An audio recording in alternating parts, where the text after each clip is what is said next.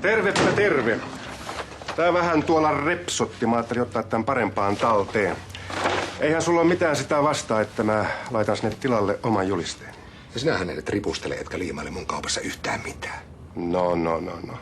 Mä halusin vaan esitellä sulle mun puolueeni vaaliohjelma. Mulla pitäisi olla vielä jokunen... Mä en ota raiskaajalta mitään vastaan. Anteeksi. Tässä siitä lukee.